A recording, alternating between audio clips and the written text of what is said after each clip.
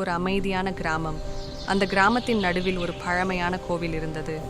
ஒரு நாள் காலை, கருப்பு நிறத்தில் பெரிய காக்கை ஒன்று கோவிலின் மாடியில் வந்து அமர்ந்தது. காக் காக் அது சத்தமாக கத்திக்கொண்டே இருந்தது. அதை பார்த்த மக்கள் பேசிக்கொண்டார்கள். ஐயோ, கருப்பு காக்கை கோவில் மாடியில் உட்கார்ந்திருக்கு, இது அபசகுனம், இன்று ஏதாவது கெட்டது நடக்கும் போல. சிலர் கல்லெறிந்தார்கள், சிலர் அதை விரட்ட முயன்றார்கள். ஆனால் காக்கை பறக்காமல் அதே இடத்தில் அமர்ந்து கொண்டே மீண்டும் மீண்டும் கத்திக்கொண்டிருந்தது. அந்த நேரத்தில் கோவிலின் பின்புற சமையலறையில் அடுப்பில் இருந்த நெருப்பு மெல்ல மெல்ல பரவ ஆரம்பித்தது. புகை மேலே எழுந்தது. யாருக்கும் அது தெரியவில்லை. ஆனால் அந்த காக்கைக்கு மட்டும் தெரிந்தது. அது திடீரென்று கோவில் மாடியிலிருந்து பறந்து ஊருக்குள் சுற்றி சுற்றி பறந்தது. காக் காக் காக் என்று மிகவும் சத்தமாக கத்தினது. காக்கையின் அசாதாரண நடத்தை பார்த்து ஒரு சிறுவன் கேட்டான், அப்பா, இந்த காக்கை ஏன் இப்படி சத்தம் போடுது?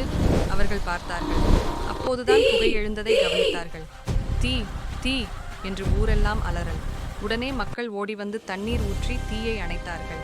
ஒரு பெரிய விபத்து தவிர்க்கப்பட்டது. அப்போதுதான் அனைவருக்கும் புரிந்தது, அந்த கருப்பு காக்கை அபசகுனம் அல்ல, அது ஊரை காப்பாற்ற வந்த தூதர். மக்கள் தலை குனிந்தார்கள். ஒருவர் சொன்னார், நாம் தோற்றத்தை பார்த்து தவறாக நினைத்தோம். காக்கை கோவில் மாடியில் மீண்டும் அமர்ந்தது. இந்த முறை மக்கள் பயப்படவில்லை. சிலர் அரிசி போட்டார்கள், சிலர் தண்ணீர் வைத்தார்கள். காக்கை ஒரு முறை காக் என்று மெதுவாக கத்திவிட்டு